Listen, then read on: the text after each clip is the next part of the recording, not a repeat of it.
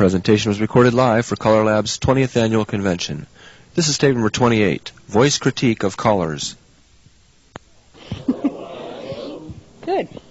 Okay, I thought we'd be a little more informal than I was this morning. How many people were here this morning for the morning session?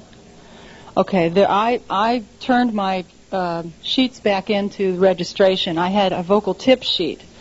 So if anybody didn't get one this morning, feel free to walk down to registration and get one, or they'll be available. I should have grabbed a bunch and brought them with me. But I followed directions. There's some changes, a couple changes, but yeah.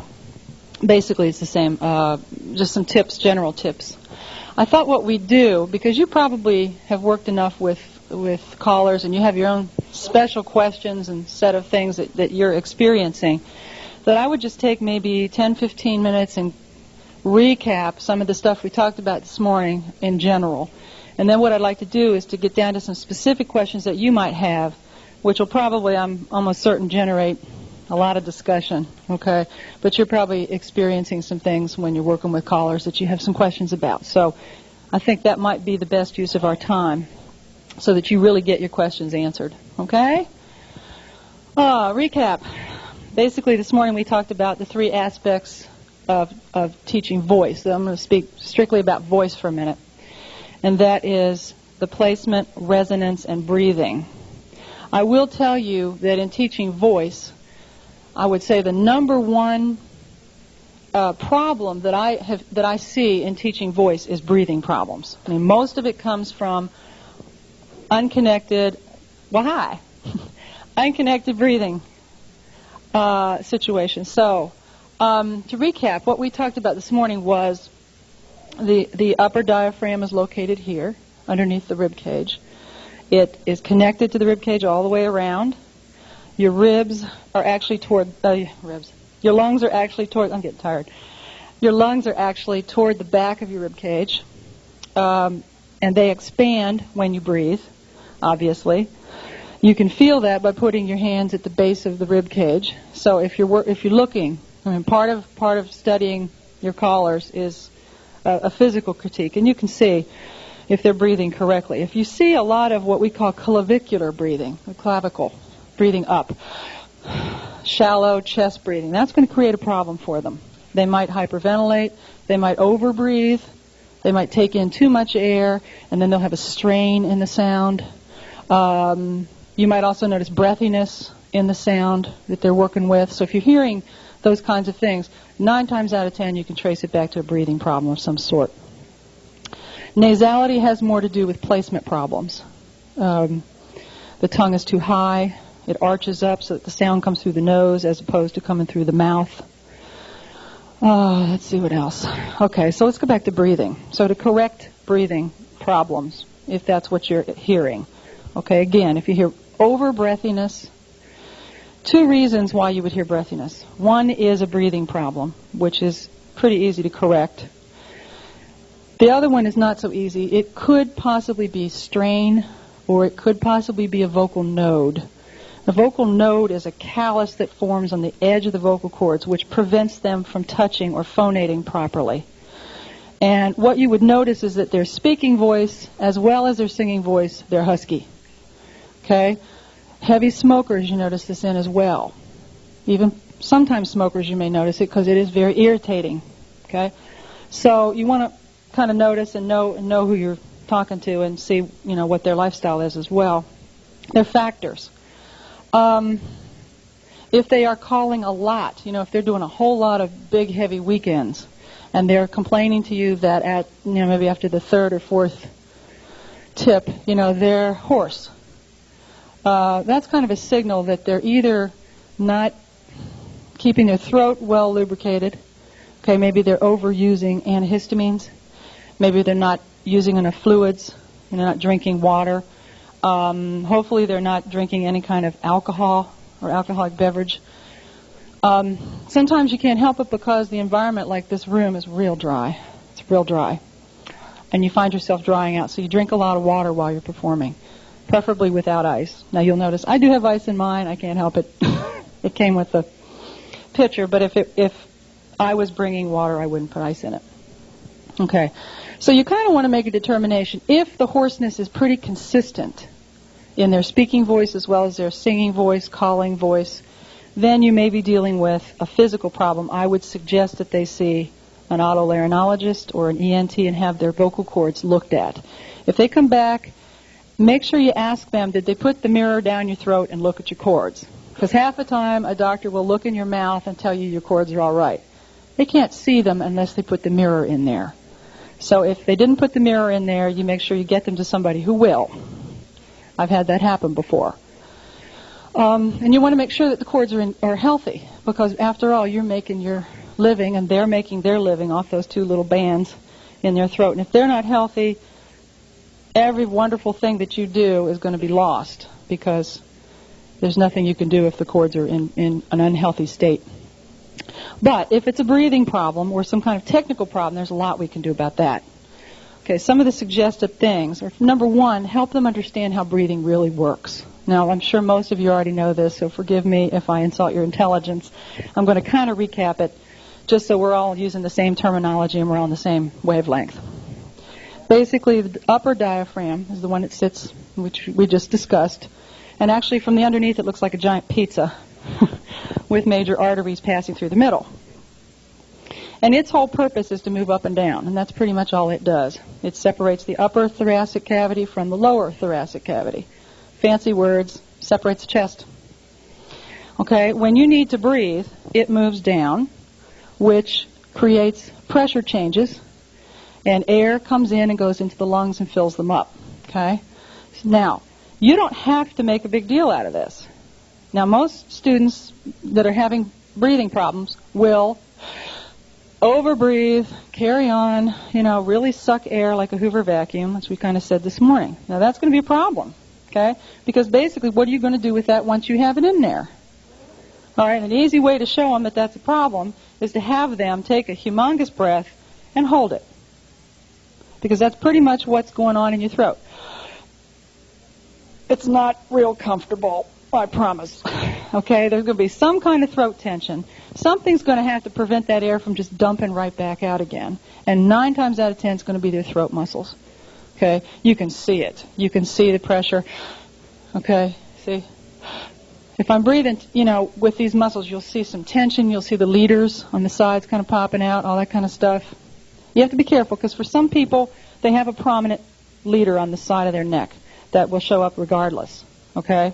So again, you want to watch that. But if it suddenly shows up when they're breathing, there's some activity going on there you don't want.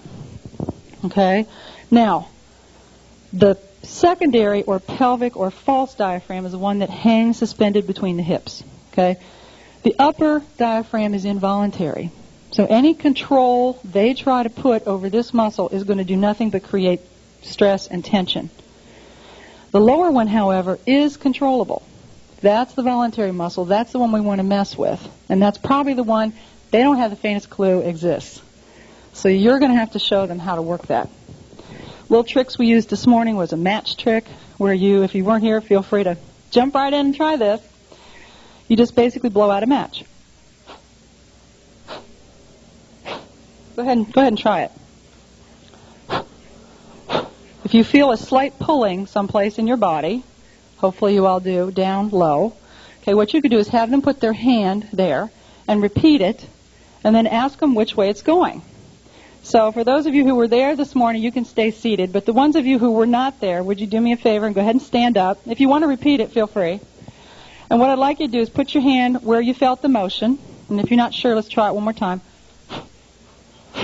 Okay, nail out where you feel like there's movement. Put your hand there. Now here's the question. When you blow out, which way does that muscle move? People who were here this morning don't answer. In. How many people think it moved in when you blow out? Okay, how many people think it moved out when you blew out? Okay, the correct answer is you want it to move in. However, you people who said out are probably telling the truth. You're probably right. Your muscle probably did move out. That's a problem, okay?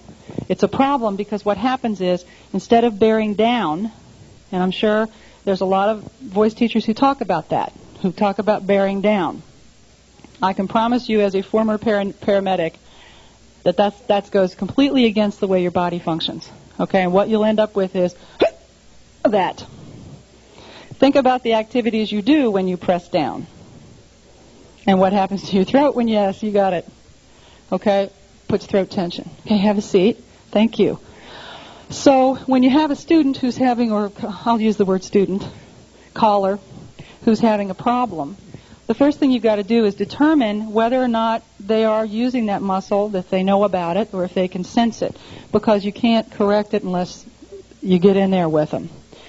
Again, one of the major things in teaching is that they can feel it. You can't tell them what they feel. So part of the dialogue of being a teacher is to determine what they're experiencing. Now, when you reported to me that you felt the muscle move out, you were telling me the truth. That was your experience. That isn't necessarily what we want, but that's what you experienced. So we start from that point. We say, okay, now how can we get that turned around? What exercise could I give you to help you experience that feeling of that going in? Well, one of them is to take the match trick again, except this time extend it. And as I blow out onto my fingertip, I, on purpose, slightly squeeze and pull in as if I'm squeezing my hips together and pulling them in. Okay, try that and see what happens to the breath on your finger. Go ahead, give it a try. What you might notice is that the airflow hitting your finger not only increases, but it becomes much more consistent. Okay, that's what we're looking for. What we need is a constant flow of air out of your body. Okay? Now that's confusing because most of us, all our lives, have been taught about breath control. And for most of us, breath control means to hold back the airflow or to control it as it comes out, to dish it out in small increments so I make it all the way, or to really tank up and throw air at the high note, right? Got a long phrase to sing, take lots of breath and go for it. Got a high note, take lots of breath and go for it. No, you'll kill it. I promise you will absolutely overblow your vocal cords, okay? So what you want to do with a caller that's having this problem is this is one exercise. We can take that a step further. If you have something in the room like a dresser or whatever, you can suggest they do it at home. All they have to do is line up along the edge, okay, so that it basically makes them line up properly. Another thing is posture. You'll see all kinds of things. And in the course of a 2-hour evening, I would do this too. I would lean against something, I might sit down. It's very fatiguing, all right? But posture has a lot to do with it as well, all right? So you want to make sure that your alignment is good. So you can line them up, all right? The head, back of the head, between the shoulder blades and between the fanny should touch at all times. The small of the back is not necessary, all right? And the trick is to get them to do this without pulling their head forward, because if they've got a breathing problem, as their chest collapses, because they're not supporting properly, their head will come away from the wall. There's your first signal, okay? A collapsing chest is another signal that they are not supporting correctly, all right? So you watch for this. You don't want the chest to ever collapse. In fact, you ready for this? When you do the exercise properly, as you exhale, the chest expands further.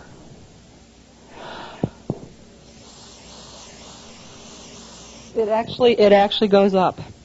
Okay, now what I'd like you to do, this is kind of embarrassing, so we're glad this is not being videoed. You guys are good sports. We're going to do something called pectoral. Okay, your pectoral muscles are here. What I'm going to ask you to do is to kind of put your hands on yourself, like above, so that you've got your hands.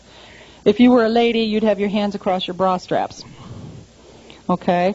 Now what you're going to do, those are your pectoral muscles, okay, up near the shoulder. If you collapse your shoulder, see what happens. You can feel something moving. You can feel that collapse. What we want to do is monitor, because the most important thing is to be able to stop doing what you're doing wrong. And if you don't have any way to monitor it, you can't tell.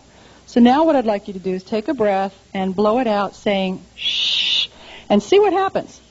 Shh. Okay, anybody collapsing at the very end? Okay. Now, the name of this game to build up your muscle strength and stamina is not how long can I do it, but how long can I sustain an open up chest And how long can I keep the sound a solid dynamic level? No fading out, no shh. Okay?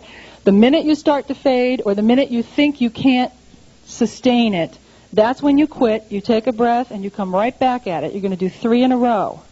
Okay, here we go. And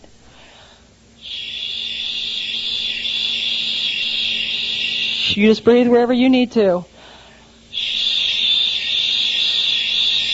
Keep it one solid black line of sound, and then just cut it off, breathe, go again. Never let your body collapse, and never let the sound fade. Okay, after you've done 3, quit. Great. Those are some exercises that you can give someone to help them develop it. You also can use an S sound. S is just as effective, okay? What we really want to do is to get them in touch with their own bodies, because a lot of times it's by feel. And so sometimes what we have come to associate with comfort isn't necessarily that it feels good. It's just that I'm comfortable with that. I've done it this way my whole life. I don't know any other way to do it. So, or sometimes I feel more in control of my voice when I grab it. I know it's not going to crack or break. Or when I breathe this way, I'm used to it. And so one of the things we have to do, in a way, is muscle therapy. You have to turn it around. You have to get them to experience or feel something they may never have experienced or felt before. And then they've got to practice it in order to make that, a habit. Okay? Those are a couple breathing exercises. Another one is the famous lip buzz, which you may or may not have heard going on around here. Heard some pretty interesting sounds since this morning. I personally like this one a lot because it's fun to watch. And the other reason is that it really is effective because it gives you instant feedback. And that's what we need. We need to be able to give them something, some kind of a tool that they can monitor when we're not around. Because in most cases, I don't know, as a voice teacher, I teach 1 hour a week. In most cases, okay? Now that means they're with themselves the whole rest of the week. And I'm not there to babysit. So I need to give them some way to practice that they're going to know that what they're doing makes a difference, or that they can kind of keep checks on themselves. All right, so lip buzz is another one of these monitoring devices, like the pectoral I just showed you, okay? And the way it works is this.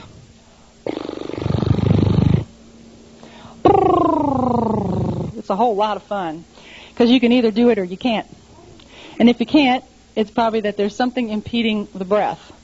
Now, in some cases, some callers at some point in their life might have played a wind or brass instrument and have an embouchure. That's got to go. An embouchure, in case you don't know, is a muscle tension that is created to hold back or prevent the air from coming out.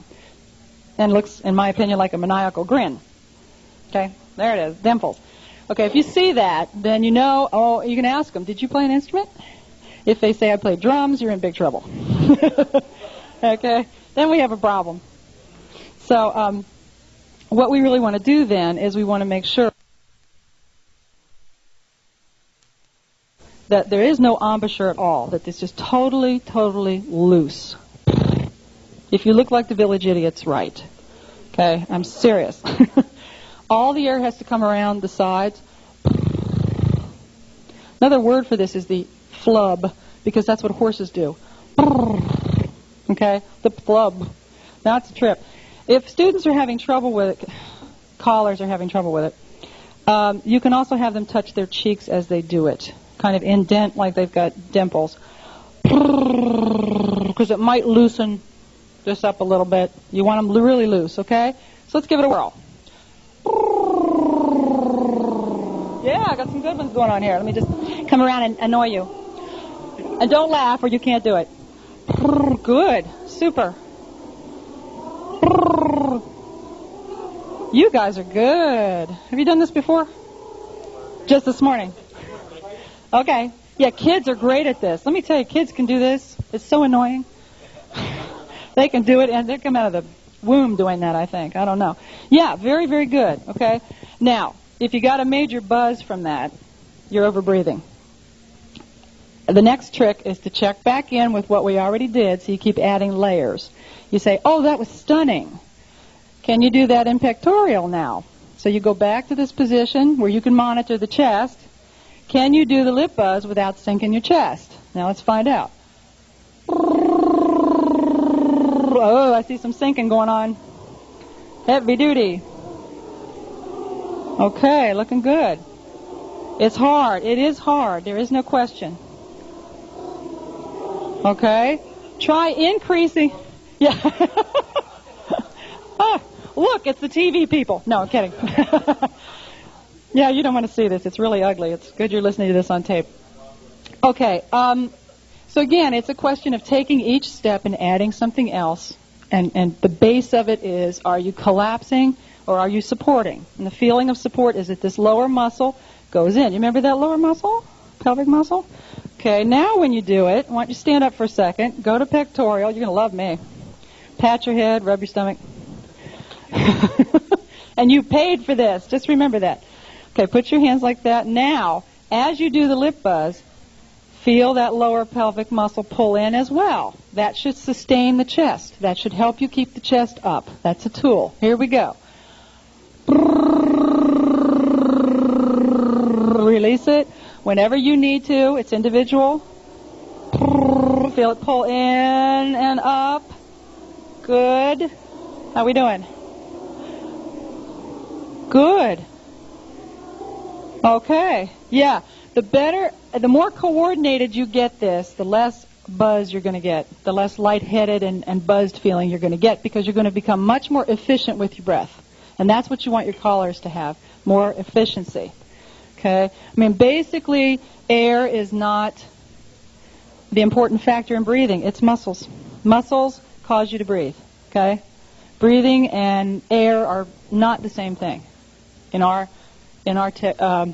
description here.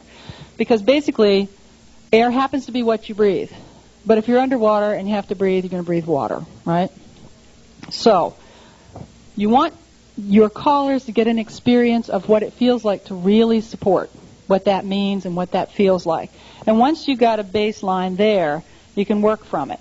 Now, one of the suggestions I made this morning, which was such a hit, was that you actually lip buzz through the songs, which I annoyed the lady callers with last year in Virginia Beach, and it was a trip, but it really does work, okay?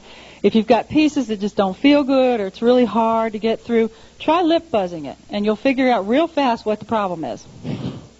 Most of the time, it's real hard to get through the entire piece, breathing where you need to breathe, okay?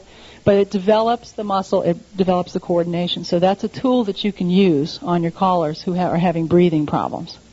Okay. Any questions about breathing problems? Let's stay specific because we're going to cover all three topics, but I just want to know if anybody has a question right now about any kind of breathing problem that they're dealing with their callers. Nobody. Okay, good. Okay, on to placement.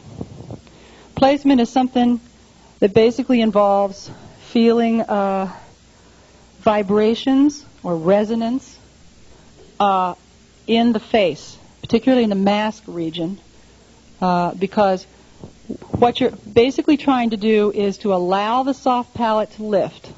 Okay? Soft palate's that soft part of the back of your mouth. You probably know this. Again, forgive me if I'm insulting your intelligence. I just want to make sure we're all in the same terminology. And it lifts gently as you breathe in.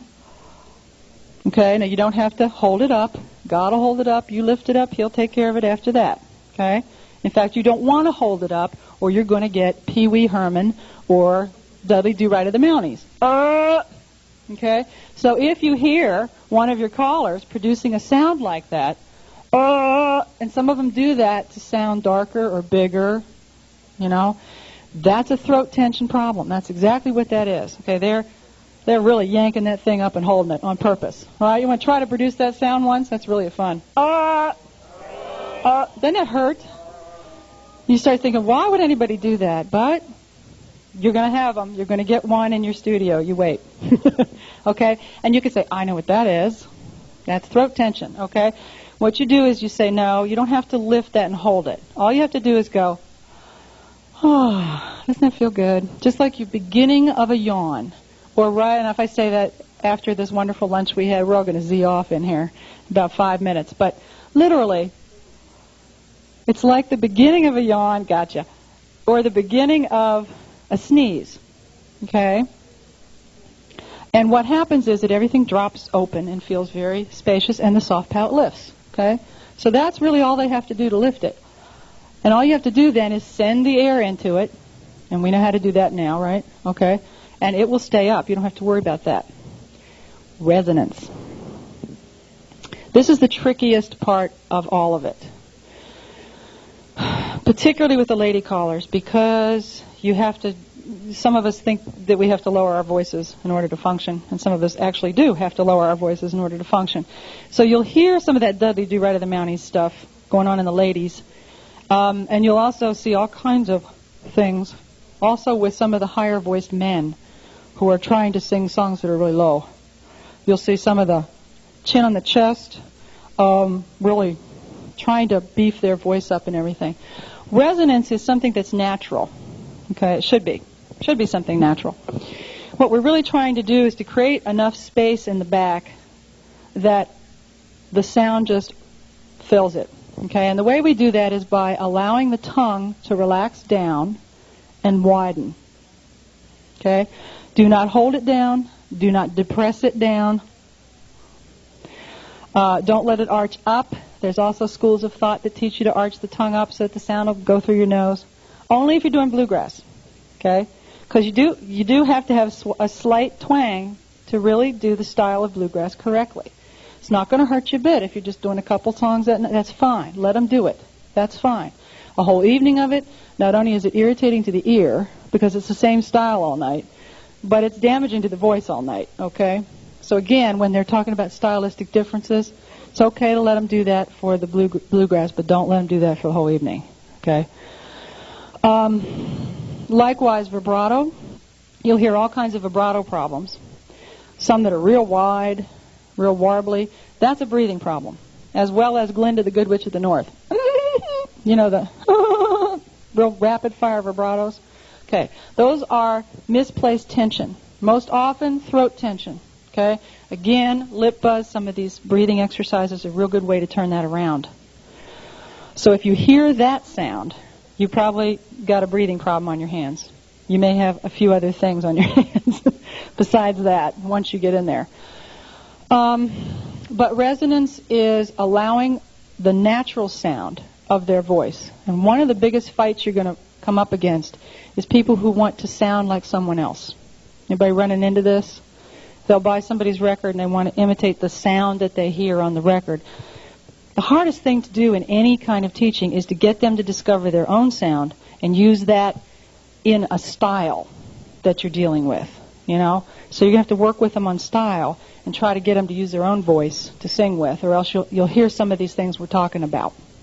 The Dudley Do-Rights, the breath equality, the pressing down to try to sound darker and bigger, okay? What you really want is the tongue to relax, and a technique you can use with them, if you can tolerate this, and if they can tolerate this, is that you can put your pinkies on your bottom teeth and close your mouth down on your teeth. Now don't bite. No blood is to be drawn here. Just gently to create so that you can't open your mouth real wide. That's the whole purpose. Great. That's it. Okay? Now you sing A-E-O-U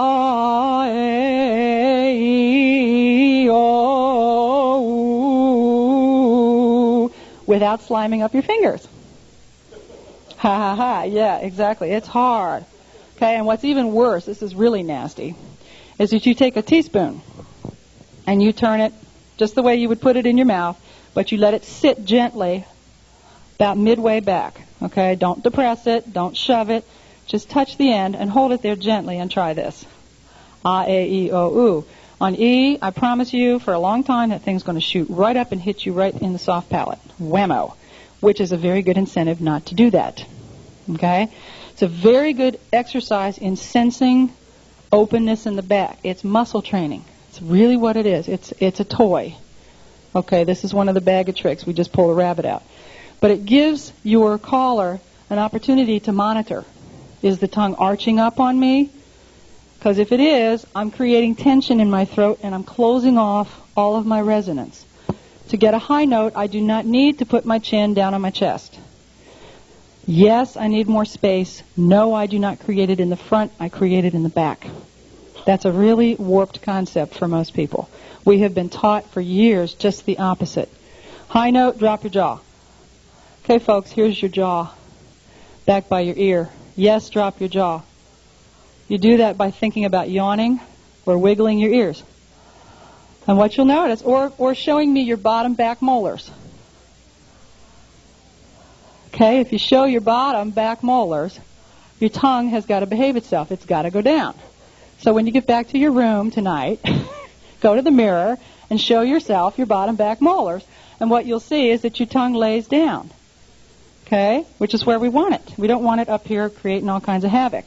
All right, and that's something you can do with your callers to help them experience what it feels like to have an open throat.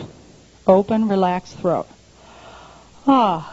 Okay, just breathe into that space. Now, try the ah, a, e, o, u for me with your fingers in. What a trip.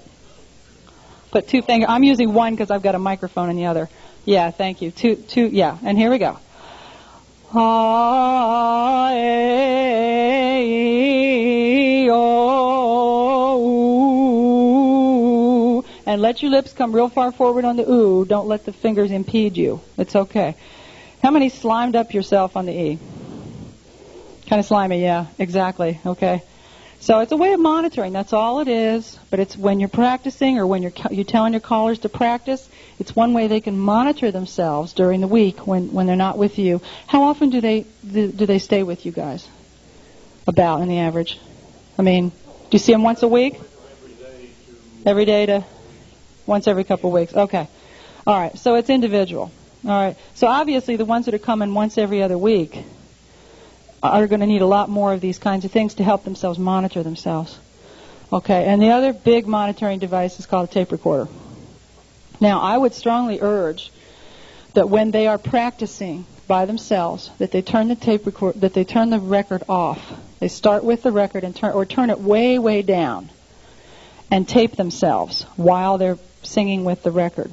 Okay, so that and then maybe if you want to have them bring it in, so you can listen to it and see how they're doing during the week, or allow them to monitor themselves. But what you need is to just hear your own voice. And some of these vocal exercises you need to practice, they need to practice without a tape or without a record going. Yeah, thank you. So that you can actually just hear your voice. We were kind of laughing a minute ago about practice rooms.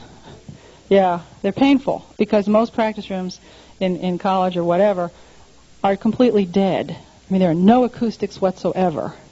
Now, sometimes you're going to be performing in halls that are like that have absolutely no acoustics whatsoever. It doesn't affect you that much because you have a microphone, but it does affect the sound that's going out into your audience. All right, so you got to talk to them a little bit about that mic technique. I'm sure you guys are pretty well versed on that one. I don't need to tell you anything about that. Okay, but yeah. He's ornery. It's true, yeah. So, you want to get them to monitor themselves somehow so that they are used to listening to themselves.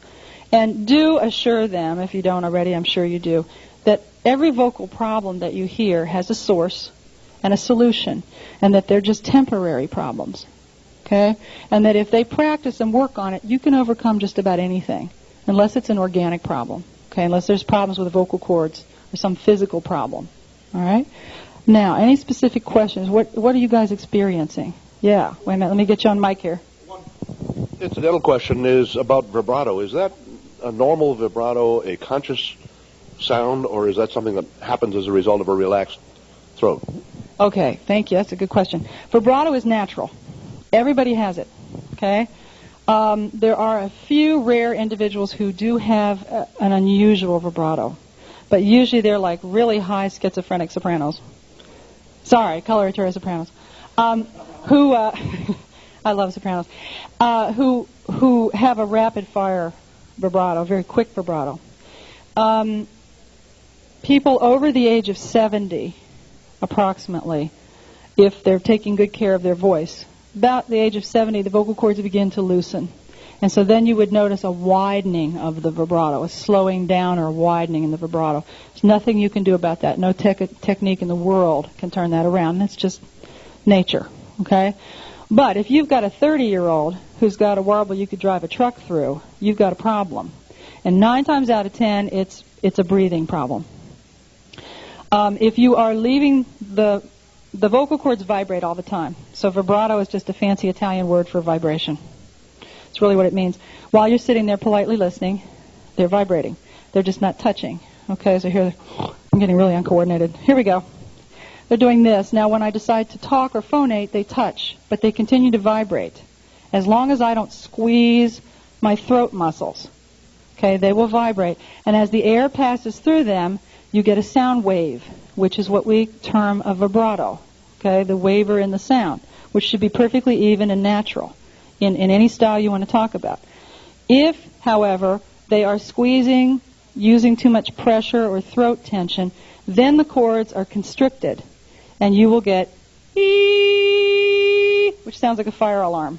Okay, what I did is I squeezed, all right, which impedes the movement or vibration of the vocal cords, and you get a straight tone, all right. So again, if they're doing that on a regular basis, it is somewhat damaging, all right. So you may want to encourage them, again, with the use of breathing exercises. Lip buzz is great on this one. Lip buzz is a vocal therapy exercise, okay, that you use oftentimes with people coming off node surgery and things like that. You might go to, just to get them connected so that the breath flow is coming up and that the placement is really natural. And then after a while, once they start turning this around, you'll begin to hear vibrato coming into the sound. But it should be, yeah, it is a natural thing. And no, it should not be created. There are singers who use their lower jaw or shake their right leg or God knows what to create a vibrato, okay? No. That's asking for trouble, okay? Yeah, let me get you on here. How do you overcome the false vibrato, if that's all you can get out? How do you overcome it? Practice. Serious. I've been trying for a year since you said it last year. Still having trouble. Okay. Let me see you later. No. Okay. Are you working with a teacher? Okay. Because probably what you need is to work with a teacher who can monitor you. It's really hard to monitor yourself. I mean, most professional musicians do continue to study, maybe not every once a week, but that other ear is crucial. Or maybe work with a colleague who you get along with and isn't going to give you a hard time and laugh at you and stuff, but to help you, because sometimes that's really what it is that you think you're doing one thing, and that's something we talked about this morning, is that the ear canals go right into the place that you're resonating. So oftentimes when you're producing the sound, it sounds one way inside your head and sounds a totally different way outside. Okay? So basically what I'm saying to you is that it's kind of like putting a trash can over your head and singing. All the sound stays inside, and it sounds one way, and outside your body it sounds differently. So having that other ear to monitor really makes a difference. And you can still tell when vibrato. Vibrato you can tell. Yes, that's something you can tell. Absolutely. Now, it sounds like you've got some throat tension going on and some high breathing, I would guess. Right now when I'm talking or when Yeah, I'm watching you. Okay. Yeah, I see the chest kind of going down a little bit. So need a little bit more. Maybe the lining up would work for you. Okay, if you find yourself pulling forward, then more than likely you're not having enough connection, and that's not an easy thing to hook into. I mean, lots of us belly dance.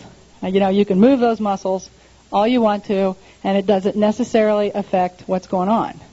So there's a difference, and that's hard to monitor too. That's tough to self-monitor, and it's also hard to monitor in your callers. Okay? Sometimes what you have to do is hands-on, and you have to be careful about this, and you have to know who you're dealing with, okay? But sometimes you have to put your hand there to tell what they're doing. I always warn them, here I come, is it all right with you? I just need to check this and see what's happening. And then I monitor it, and 9 times out of 10, I feel them pulling the muscle, but rigid, tight, and then I know it's not connected with the flow.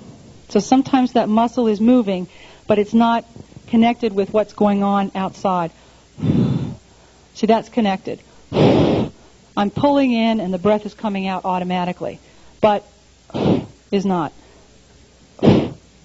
you can't see this on tape, but they're disconnected. I'm pulling the muscle in rigidly and then blowing out. Sometimes what causes it is holding the breath or starting on something called a glottal. That sound. And I hear that a lot on some of the tapes that I listen to of callers. I heard that a lot. So it's like a chronic grabbing or starting with the cord really tight, okay? And that sometimes will lead to that as well. Does that help? I can't relate personally to any of those things. Okay. Okay. I have a reasonable amount of control, and the vibrato doesn't happen, so I start shaking my head. And I try to stop it. Okay, that's one of those comfort zones. See? There's what I'm talking about. See, it's comfortable because that's what you're used to doing. You've always done it that way. It's comfortable.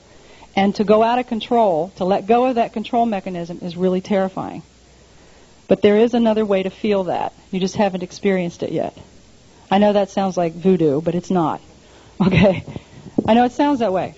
It can. But the correct feeling hasn't occurred for you to hook onto. Because you're smart enough that if you felt it, you'd reproduce it. But you haven't felt it. Okay? And that's part of the problem in dealing with the callers or dealing in any kind of a teaching situation is how do I get them to experience what I feel? If you could crawl inside here and I do it and you feel it, you go, oh, piece of cake, got it. The problem is I'm trying to describe to you what I feel. You're thinking about what you thought I said. You're feeling something, and you're trying to figure out if what you feel is what you thought I said. And then you're trying to report to me what you thought you felt, that you thought I said, that you thought I meant. Wasn't that clear? That's how it is. That's what happens in teaching. I say it, you hear it a different way. So that's part of the problem. See, right there it is. It's part of the problem in teaching and that you're going to run into. You're going to say something that you think is perfectly clear, and the student's going to hear something completely different, or they're going to experience something and they can't relate because they have no basis to relate to. They haven't experienced it. It's the difference between looking at pictures of Disneyland and going there. You know, I looked at pictures of Disneyland and I thought, oh, got it, I know what it looks like. I got there, I was amazed at how small it was. I didn't expect that. You know, all the buildings were really tiny. But my impression of it before I experienced it was totally different than when I experienced it. And so that's part of the trick in teaching is how do I get across what I experience to you? So obviously, you know, maybe a teacher on a long-term basis could get that because it takes a lot of work. It does take a lot of work, you know. And that's one thing you as a caller coach have to know is that you don't have all the answers and you're not a guru, you know. Callers will come to you expecting you to fix their problems for them. It's not your job. Your job is to be an information booth, is to help them, is to guide them, right? But you can't feel it for them. So basically, they're their best teacher. What you have to do is somehow get them to experience it. So some of these tricks that we're pulling out of the magic hat are ways to get that to happen. Now, they're tricks. You've got to do it on a long-term basis. They've got to practice. I mean, you can pull tricks out of your bag all you want to. If they don't practice every day, it is not going to happen. So that's the other side of the coin, is getting that across to them. That if they're not going to practice, it's not going to work, you know. And you'll get them coming in for Band-Aids. Now, we can stick Band-Aids on it, but that's not going to solve the problem, see. So that's part of it, too. So that was a really good question. Thank you. Any other questions? Okay, good. One of those tricks that I have used in the past, particularly with people who are having a real hard time with diaphragm breathing, is to have them lie down. I find that they can do it on their back when they can't do it standing up. Is that a valid technique, and does it... Absolutely. Wonderful. Yes, absolutely. You can ask John. He spent many an hour on the floor, on his back, yes. You were wrong, John. It wasn't entirely different. Yes, your experience and my experience were quite different. See, there was what I was talking about. Yeah, absolutely. Laying prone on the floor, there's an innate thing that happens in your body. Your body assumes that it's unconscious when you're laying down. And so it goes into an automatic breathing that basically when you're standing up or you're tense or you're nervous or whatever, we exist. Here goes that control mechanism again. I'm going to control my breathing. I'm going to be aware of it. I'm going to feel it. But when you lay down, your brain assumes that it's unconscious, and so you automatically breathe correctly. So, if you've ever, basically if I've got students that are problematic, I will lay them flat out on the floor. Yeah, absolutely, works like a champ. And you can put a book right down here on that lower pelvic diaphragm and just say, just breathe. Breathe in and feel it move, and breathe out and feel it move, basically. And that's another thing that would help with vibrato. That one, and doing the shh, and then producing a ah, and checking your tongue. That would work too. Okay? See how that goes. But yeah, that's valid. Again, your alignment is good in that particular position too. Your posture is right. Your head is in the right position. I find that going from the floor then, after I've worked that way with them for a while and having them produce the lip buzz or whatever laying down, and the lip buzz is much harder to do in a prone position. Much harder to do. Again, gravity is not helpful in that position. Then I bring them up off the floor and line them up on an edge. I find the edge is easier than the wall because for some of us who are overly endowed in the fanny area, you kind of end up like this against the wall. So if you can find an edge, a lot of times that's a little bit more comfortable, believe it or not. Please turn the tape over at this time for the continuation of the program. Comes away, then you know what's going on, okay? Upper breathing. All right. Other problems people are experiencing. Yes. There are a few callers that have a problem with S's. Do you have exercises for some of those that have S problems? Now, S problems, you mean too much S in the mic? Yeah. Okay. Basically, it's an imploded, it's what's called, you need to implode the S. It's too sharp a sound on a microphone. So what you do is you slightly slur it a little bit. Okay? In singing, like doing jazz, you implode your S's. It's a slight, instead of it coming very sharply, you almost slur it. Put a little breath in it, and it takes it right out. Summertime and the living is easy. Okay, instead of summertime, it's too sharp. So you implode the S. Okay? That's kind of hard to... Again, they have to relax. Maybe it's not so much the S sound as... maybe it's... Thank you. Maybe it's not so much the S sound, but escaping air through their teeth that they're... I'm thinking a whistle more or less than the S itself. Okay, well, are they doing that when they talk as well? When they call or when they're... Do you hear it when they're speaking as well? Okay, that's a speech... Oh, okay. Yeah, we all do that from time to time. But if it's a chronic problem, if you find that every time they produce an S, that there's a whistling sound, that's a speech problem. Okay? Speech impediment. Is there exercise that they could be doing to work that out? That's more... Yeah, I'm sure there is. I don't know what it would be, because I think that's more a speech... Yeah. I said this morning, if I don't know, I'll find out for you. But I would guess that the answer would be in a speech therapist. They would have the answer to that one. Yeah, it might be a dental problem. Some people have a space between the teeth, and then the air escapes through there and whistles. But if it's on a regular basis and you hear it all the time, that would be my suggestion. Okay, on that one. Yeah, sometimes false teeth will cause that too. Absolutely. I've been told by doctors that where my tongue is attached to the bottom is short. And they always ask me, have you had speech problems? I haven't, but they nearly expect me to, and I think the S's is one of the things. Absolutely, yeah. I don't think a short tongue is going to create necessarily a problem. No, and I didn't hear it in your speech at all. So, that's great. Yeah, there are pat answers, but again, the biggest thing is that you're dealing with so many different individuals, that, again, some things you will find work wonderfully for you and do not work at all for someone else. And so then part of it is being able to think on your feet, and how many different ways can I explain this? How many things can I come up with to help them experience what I'm trying to get them to experience? And that's kind of tough, You know, that's where you really have to have a lot of variety in what you're doing. Plus, you have to work with them about different styles. Okay, so for example, we talked a little bit about putting a twang in it for bluegrass. Okay, for jazz, we might do what I said was a no-no. We might hold the vibrato slightly, because in jazz you wouldn't have it all the time. So for example, if I'm going tonight, and then I let it come in, I'm going to hold it for a second, and then I'm going to let it go. Now, is that going to hurt me? No.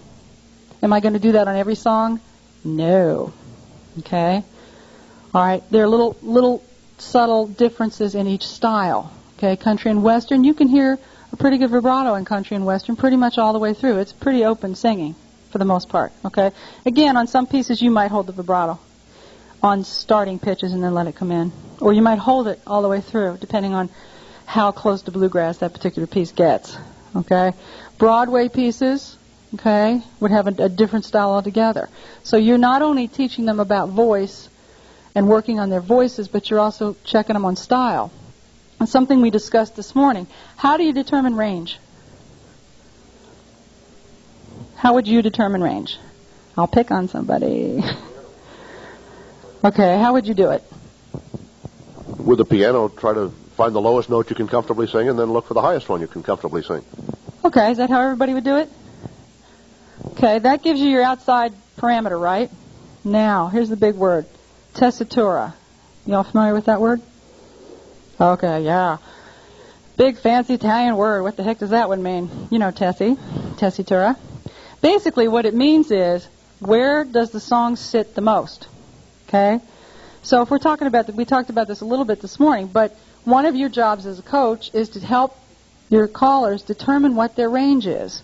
And it isn't just how high or how low can they sing, but where is the best place for them to sing. So let's say your caller can sing an F below middle C and an F above middle C. Now that's pretty crazy because that's really too high, but let's just use that for an example. And let's say that the piece, so their range is F to F, right? Now, what if the majority of the notes in the song are the E, the D, E, and F above middle C? Okay, if you got a tenor, they're going to be okay. If you got a baritone, they're going to be in big trouble. Okay? Likewise, suppose it's the F and G and A below middle C, and they happen to be a tenor. They're going to have some problems. Okay?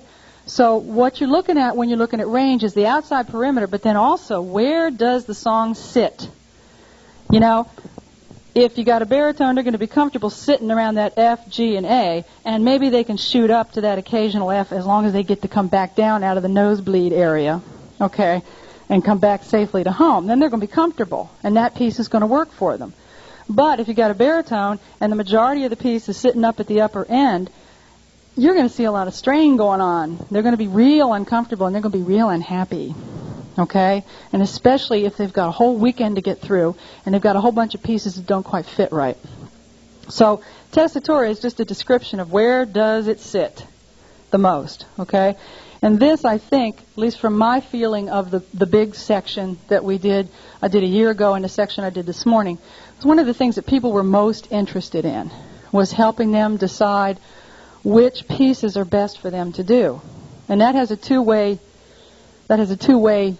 discussion on that one. One is, which style are they best at?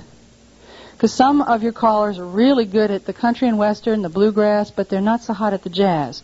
Or maybe they're really good at the jazz and the Broadway and they have trouble doing the country. Or maybe they're better at upbeats and they're not so hot at ballads, whatever it is. Part of what your job is to help them decide what their best style is, and then what their best range is, or tessitura, where the pieces are the best. Okay? And one of the suggestions is, you're going to know your repertoire a lot better than I do. Okay? You're going to know the pieces a lot better than I do. So you'll probably right off the top of your head can think immediately of pieces for your callers. You know, you hear them sing and you go, you need to sing, this piece and this piece and this piece. And you shouldn't sing this one. Or whatever. Now, does that mean forever? No. Part of deciding what their style is for them then to sing the majority of the evening in that style. But let's face it, it'd be totally boring to the dancers to hear one style all night. That's not what we're suggesting. We're just saying that do your best. Always try to show your best side and hide your flaws while you're fixing them. Okay? Another way is don't air your dirty laundry is what they kind of say. All right, so you're saying, okay, let's evaluate you.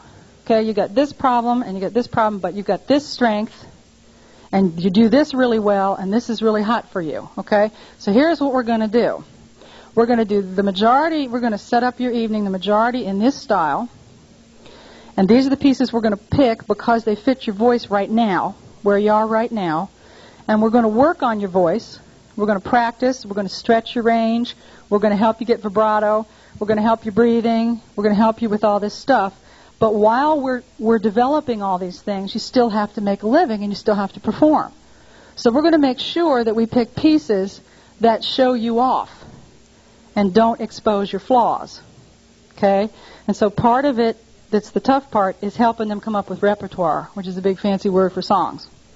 Okay? What their collection of songs is going to be. And you'll find, at least what I have found, is that I have kids in college or even adults come in and say, oh, I love this piece, I want to do this piece. And it is so wrong for them, and it's not funny. Now, in my line of work, it's a piece of cake. I throw it on the Apple. I transpose it on the Apple computer. They sing it. Okay? You can't do that because you're working with standard repertoire. Until they get that pitch bender, they're coming out with it. They're working on it. There is a piece of hardware right now that changes pitch and doesn't affect rhythm. They have not, by any stretch, perfected it, but they're working on it. So it is coming. But until that happens, we're kind of stuck with what's out there. And so what you have to do is kind of be real knowledgeable, and you probably already are, about what's out there, and then in reference to your specific callers that you're working with. Okay? So you really want to help them pick pieces that really suit them and suit their style. And sometimes you'll find that creates a little bit of tension because they'll think they're really great at one thing and the consensus is they're really maybe not.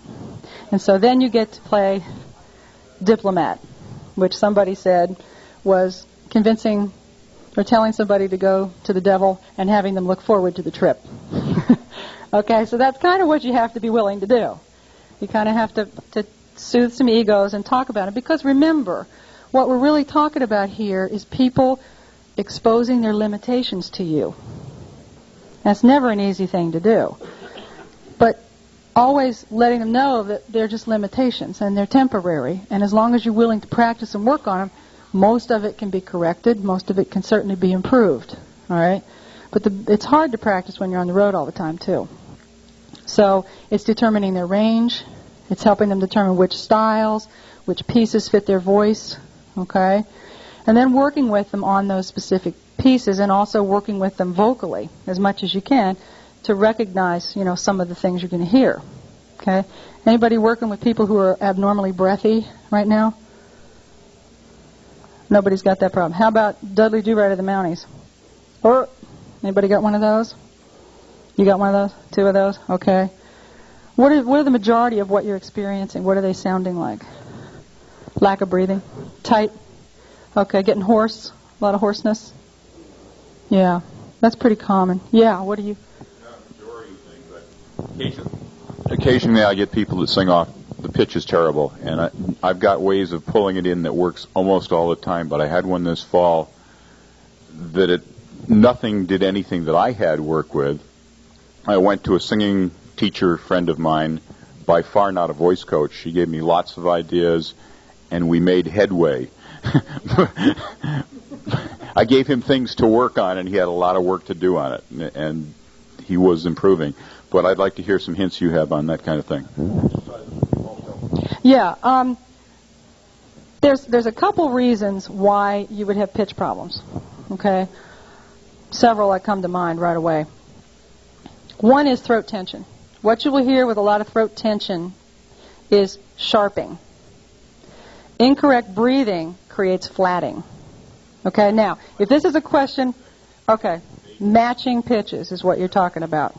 Okay. Oftentimes, callers will come in late in life and start calling, okay? And they may or may not have used their voices very much, Okay, I mean, they just kind of always wanted to sing and never, really did it. And they thought, well, this is sort of like singing, so let's just, or whatever reason they've come in. Sometimes what the major problem is that they're not familiar with their voice. I mean, it's kind of like you and I picking up a foreign instrument and starting to try to play it. I don't have the faintest clue. I don't know where the gears are. I don't know how it works. I don't know what it feels like. So sometimes that's part of it. What I would do and what I have done with students like that is ear training. I basically made up my own ear training tapes, okay, with the intervals. The major second, the major minor second, major third, minor third, all that mess. If any of you don't know about this, don't worry about it. Basically, it's just matching pitches, playing a pitch and then playing another pitch, and it's the interval between them, like is a major third. Who cares? Okay, it's a major third. Call it whatever you want, okay? You just sang the root, you just sang the third. So if you're talking harmony, that's what we're talking, okay? Or you sang the fifth, okay? Basically what you do is you produce those things and you have them listen to it, okay, a lot. The ear can be tuned, and part of it is lack of use. What sometimes is the problem is that because it's unfamiliar, they can't relate to an instrument. And so with some of my students, I have sung with them and had them match my voice. Yes, okay, because you can play a piano and they don't hear it the same way as they hear the human voice. And so you may find to get them on pitch that you have to sing along with them, or you sing the pitch and then they imitate it. All right, and it's kind of like you do that. It's kind of like the training wheels on the bike, and you do that for a while, and then you play the piano while you sing the pitch, so that eventually they start associating that pitch with a vocal sound. Okay, and then eventually they can produce the pitch, but it's a long, hard battle. We eventually got to where he matched my pitch for a while. He would match your pitch. For a while, I would match his so that he could hear what it sounded like when it matched. Yeah, it was something random, and then I would right. Oh yeah, it's a when he could tell when I was hitting his. Right, but that's a long-term project, and I'm going to say something that's kind of controversial, but probably that person's not ready to call. Now, they're not going to want to hear that.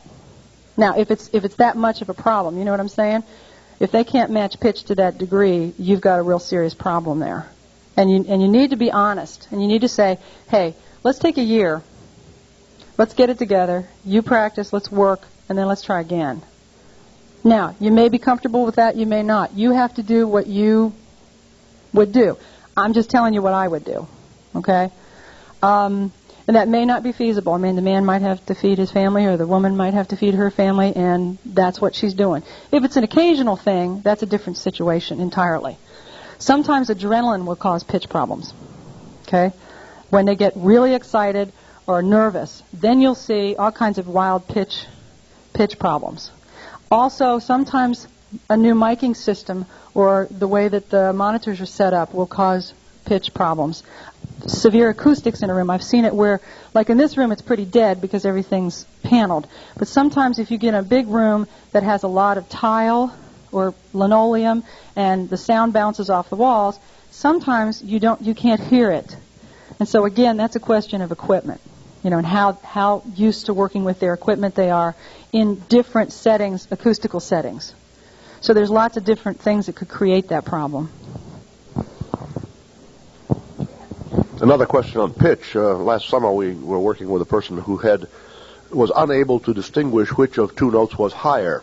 If the interval was greater than a third, they could, but less than a third difference, they could not tell me which was higher. I have understood that to be a sign of tone deaf and give up. No?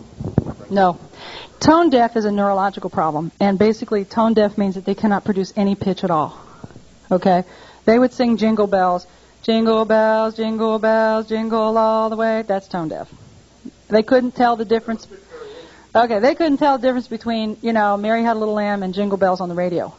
That's true tone deaf. Now, there may be an inner ear or some kind of a physical problem. So the first thing I would do is have their hearing checked out by an ENT.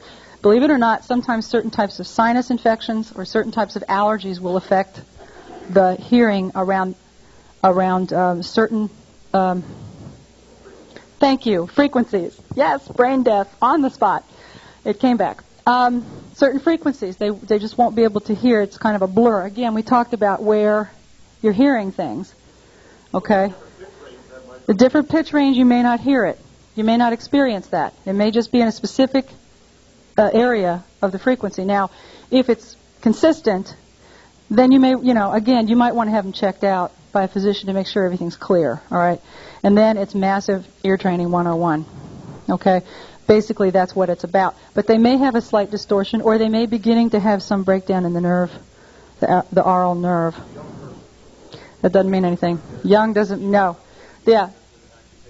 Exactly. Yeah. Again, noise. I mean, certain occupations that people are doing may have a high noise level, and again, that can create some nerve damage, and you might run into that too. Earphones, absolutely. Those are things to bear in mind. Mm-hmm.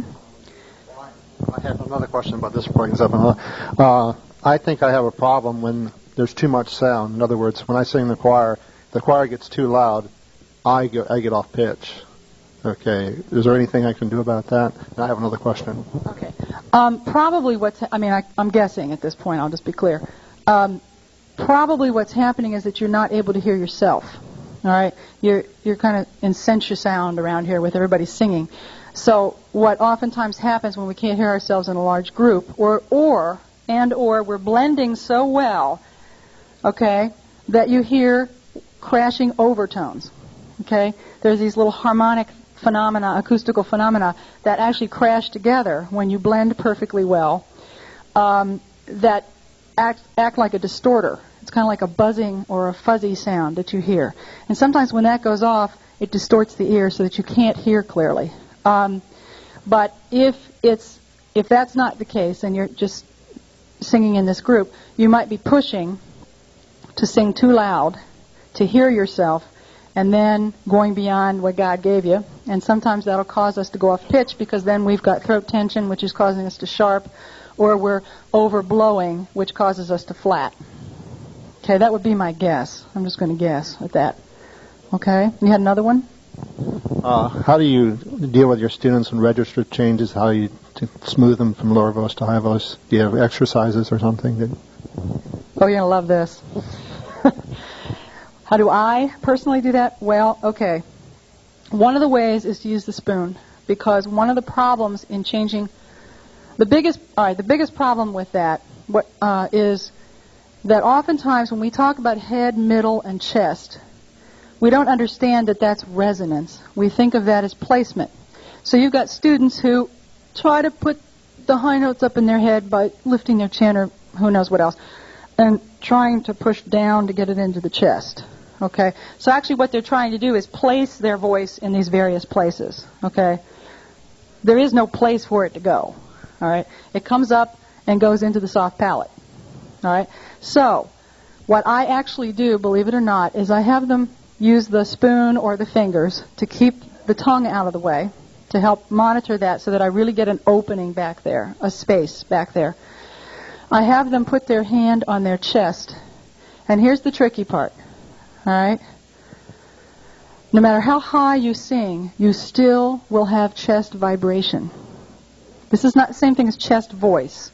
But if you are singing totally open, if the singing column is left open, even in your head voice, quote-unquote head voice, you will still have chest vibration. Even on your lowest pitches, you will still have head vibration. It is all one open column. All that happens is that lower pitches vibrate more in the chest and less in the head. In the middle, they vibrate pretty strongly all in the same place. And in the high part of the voice, they vibrate more in the head than in the chest. But what happens when we think in terms of head, middle, and chest is that we cut off resonance areas. So what I actually do is I have them sing a low pitch. This is kind of scary, and you have to be real careful with what I'm going to say. All right? And I wouldn't try this, but I'm going to tell you what I do since you asked. And I have them almost attempt to chest a high note, because the fact of life is they can't. You cannot chest a high note. It is not possible. What most people are calling chest voice is throat tension or belt voice. That is not chest voice. Chest voice is a nice low pitch, and oftentimes when you produce chest voice, everything hooks in. Or you usually will find another thing about vibrato is that you will probably find your vibrato on the lowest notes that you produce as opposed to high. So when you're working vibrato, work in the chest voice. Start in the chest voice, okay? And because as we move up, we have a tendency to squeeze. Part of the reason is that that's our experience of high notes. Oh, high notes hurt. So we prepare for the pain, and then we're real surprised when we get it, right? And you've seen them go. Haven't you seen them go after a high note? It's painful to watch, and then we wonder why it doesn't feel good. Okay, it doesn't feel good because you expected it to feel bad. The truth is that a high note can feel just as comfortable as a low note, and it should. In fact, more so, because it's less air. It takes less air to produce a high note because the chords are thinner and tighter, so there's more resistance. It takes more air to produce a low note. The chords are looser, so they're going to vibrate a little bit more. Okay, so your chances of getting vibrato are better in your chest voice than up in the high voice. So I would work that chest low voice first, and then gradually work my way up. But I would actually work like, ah, okay, till that really resonates and that feels really good, and then I'd maybe move up a third and say, now sing a third higher than that and see if it feels the same.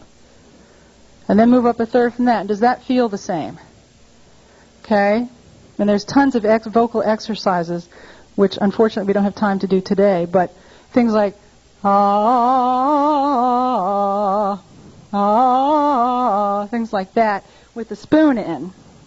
Ah, boy, is that fun, because as you start getting into that pocket where you start tensing up, that spoon just flies, okay? And if you can get yourself up there without that, because then you're going to have to support.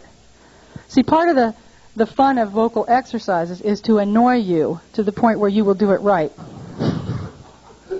Seriously, okay? I mean, what you want to do is you want to trap somebody into doing it right. You want to limit the possibilities to the point where it is so annoying or painful or obnoxious to not do it right that they discover how to do it correctly. And that's part of the game here, okay? The spoon is one of the most obnoxious I've ever used. I hate that thing with a passion, but I use it constantly because it nails me every time. Every time I start to squeeze, I can feel it instantly. I know it instantly. Okay? So that's, believe it or not, that's what it's all about. It's understanding that you want to leave the system open and that placement is something you don't put your voice in any one place. And you can use any of the vocal exercises probably that you're used to using, but throw that spoon at him and see what happens. You got another one. We got him stirred up. No, just in other words, placement. If you're totally open when you go through your voices, the placement will take care of itself. Is what you're saying. Exactly. Yeah, the resonance will shift by itself, and that's what you want. You want a natural shift of the resonance. Now, what often happens is that we make it as unnatural as possible. All right. I mean, we do. We get in there and control.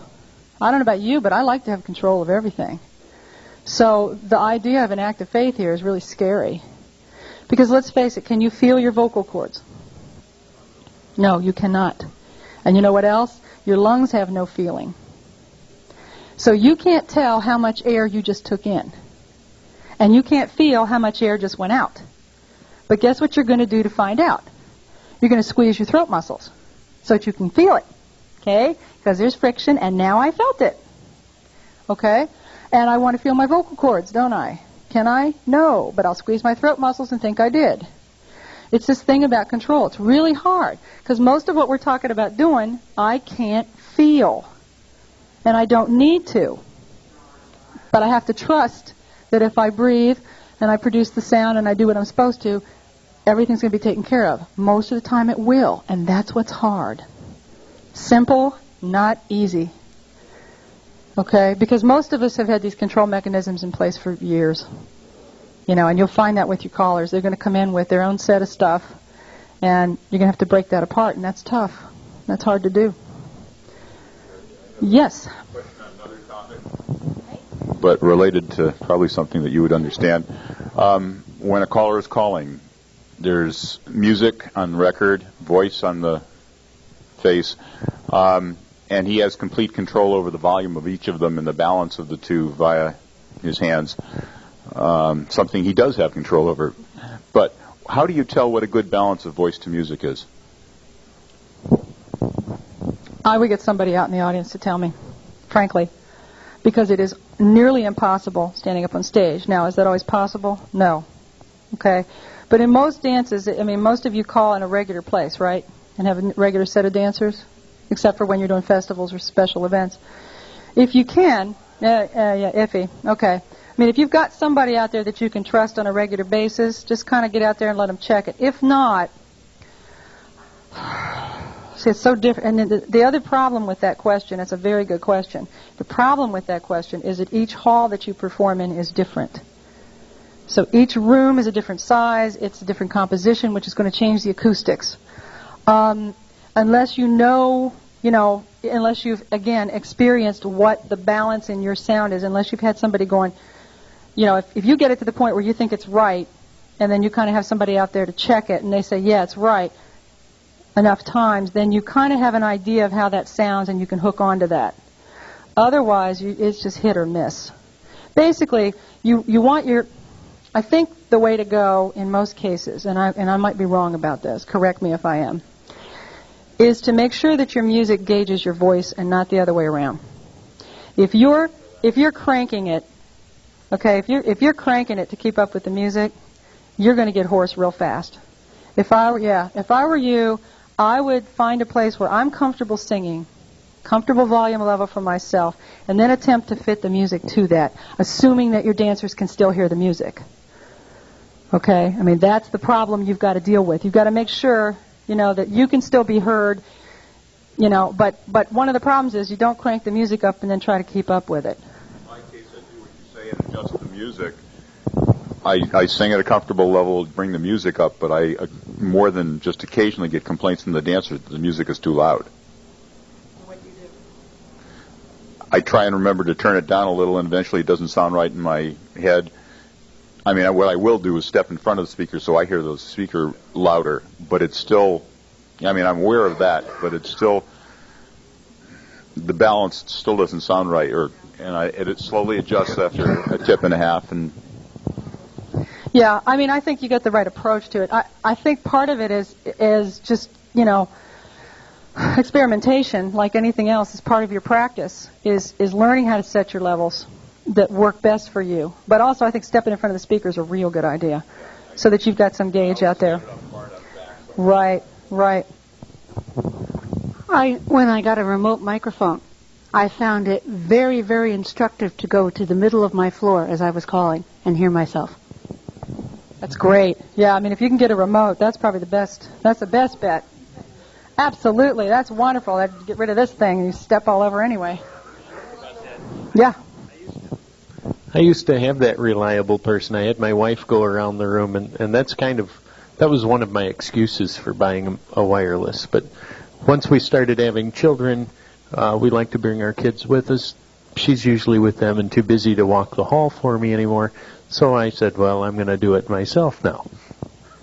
Great. I think the remote wireless is a great way to go, because then you can actually hear what they're hearing, which is one of those few things in voice where you actually get to hear what everybody else is hearing. You can kind of step out for a minute. One other problem I've noticed is that what sounds best in terms of quality is not always the most intelligible in the halls that we work in. Sometimes we need to distort the pleasantness of the sound in order to gain intelligibility. Yeah, I think that's true. Again, that's a question of the acoustics in the hall. Okay, it happens even in opera singing or classical singing that I do. Every room I go in is different, and like if this room was tile and really a hard surface, and I come out here blasting away like Brunhilde, you guys are going to get mad at me because it's going to hurt.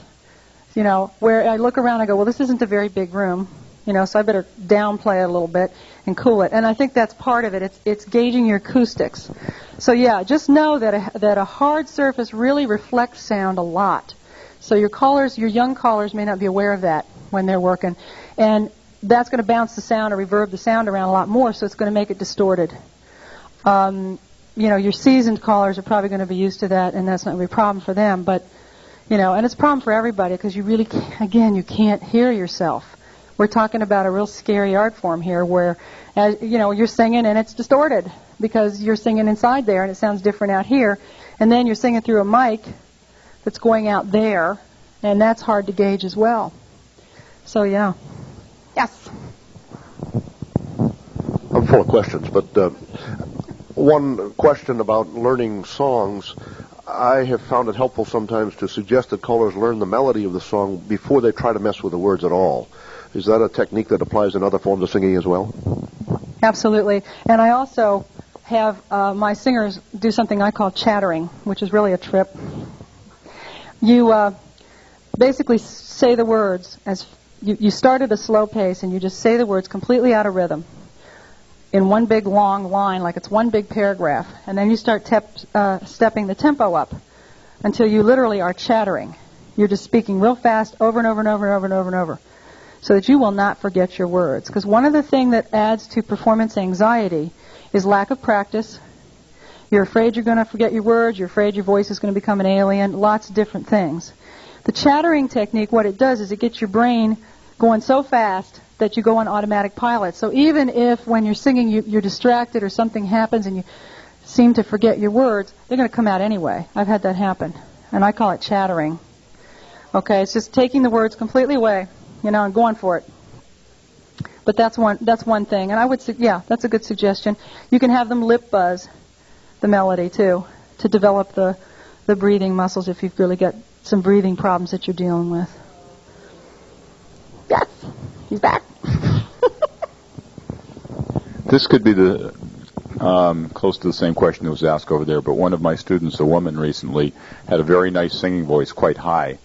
And when she got confused with her choreography or was really trying to help the dancers, she went down to a speaking voice, and frequently there was an abrupt change between the two. Sometimes we could get it to blend, but sometimes it wouldn't. She didn't hear the difference, and it was abrupt enough, so I'm sure it would bother dancers. How do you tell her about it? Very gently. Very carefully, yeah. Again, that sounds to me like a lack of practice, basically. What you want to do is get your callers so well prepared, dream on, right? Get them so prepared, that when these distracting things happen, or, you've just done a call, your brain kind of left for a minute and went out to visit the wizard, and you look up and, my God, the squares are all who knows where, they're in the wrong place, and you've got to immediately fix it. That you at least can count on your voice staying with you. That's part of it. To some extent, the contrast is appropriate for her to talk things through. But the shifting from one back to the other was abrupt. It sounded too contrasty, and we got her to do some of the talking a little bit more of a singing kind of thing. But yeah, I would wait till that section's over. Maybe it depends on where in the song it is. You might want to have her go ahead and talk the rest of it if she's already started that to a spot where you go into the chorus or whatever returns. That's exactly right. And then go back into singing, But you don't want to have her try to raise her pitch level in speech, because what inevitably will happen is a vocal problem. That's going to put tension in the throat. Never, never, never change your pitch level unless there's something wrong with it and a vocal, therapist has told you that. But 9 times out of 10, I wouldn't, Yeah, I think what you can do to keep that blend is just go ahead and let her finish that section in the voice, in the speaking voice, and then have her go back to singing. It won't seem as abrupt. Yeah. I have a related question to that. If her speaking voice is so much different than her singing voice, my thinking is that her singing voice should be closer to her speaking voice, and we shouldn't be in a high soprano with an alto speaking voice. You'd be surprised. Anybody know Mel Tillis? Okay, he's got a very severe speech impediment, but it disappears when he sings. Okay, singing comes from the right hemisphere of your brain, and speech comes from the left hemisphere of your brain. They share the same equipment, but they are not produced from the same place. So oftentimes people that have severe speech impediments do not have it when they are singing, and in fact, one of the major techniques in working vocal therapy with people who have had brain surgery and or have severe speech problems is to have them sing. It's interesting, they did a number of studies, and here it comes, where they put half the brain to sleep. Now, what I'm speaking about is people who are right-handed. people, in 30% of people who are left-handed, the hemispheres are switched. Okay, so same idea, but one would be on the other side. And they put the right hemisphere to sleep. So the person was conscious but could only use their left hemisphere. They could speak, but they could produce no pitch. Then they thought, well, that's pretty interesting. So they put the left side to sleep. Person could sing and could sing words, but could not speak. So that tells us that they come from two different sides of the brain, which is really wild. Isn't that wild? Okay, so you'll find, if somebody comes into you with a real bad speech impediment, don't think that they won't be able to do it. Now, the patter is going to be a problem. Okay? If they got a stutter, you're going to have a problem there, so you're just going to have to figure out some way for them to sing the entire piece. It's not a problem. Yeah. Well, they don't. Interesting. That's right. That's true. Okay. It's a singing action. Then we're all right. Okay. Yeah, it's only when they have to talk between tips or something. Yeah, teaching. That's going to be a problem.